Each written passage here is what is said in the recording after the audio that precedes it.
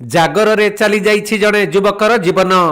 ଆଉ ଅନ୍ୟ ଜଣେ ଯୁବକକୁ ଅତି ଗୁରୁତର ଅବସ୍ଥାରେ ମେଡିକାଲରେ ଭର୍ତ୍ତି କରାଯାଇଥିବା ବେଳେ କାନ୍ଦବୋବାଳିରେ ଫାଟି ପଡୁଛି ମେଡିକାଲ ପରିସର। ଦୁଇ ଜଣ ଯୁବକ ସାଙ୍ଗ ହୋଇ ଏକ ବାଇକ୍ ଯୋଗେ କେନ୍ଦୁଝର ଜିଲ୍ଲା ଚମ୍ପୁଆ ସୀମାନ୍ତ ଝାଡଖଣ୍ଡର ରାମତୀର୍ଥ ଶିବ ମନ୍ଦିରକୁ ଜାଗର ପର୍ବ ଦେଖିବାକୁ ଯାଇଥିଲେ ବି ଆଉ ଫେରି ନଥିଲେ।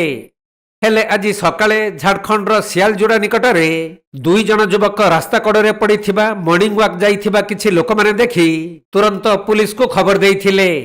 ତେଣୁ ତୁରନ୍ତ ସେମାନଙ୍କୁ ଉଦ୍ଧାର କରି ଚମ୍ପୁଆ ଡାକ୍ତରଖାନାକୁ ଅଣାଯାଇଥିଲେ ବି ଚମ୍ପୁଆ ଧଳାଡିହ ଗ୍ରାମର ପ୍ରଶାନ୍ତ ଗିରିଙ୍କୁ ଡାକ୍ତର ମୃତ ଘୋଷଣା କରିଛନ୍ତି।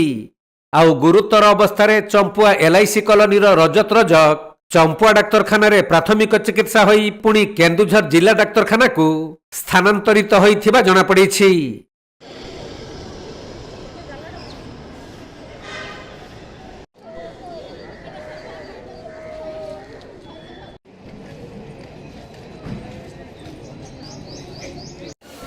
କେନ୍ଦୁଝର ଜିଲ୍ଲାରୁ ଦୀପେଶ କୁମାର ବେହେରାଙ୍କ ରିପୋର୍ଟ, କୋଣାର୍କ ଲାଇଭ୍।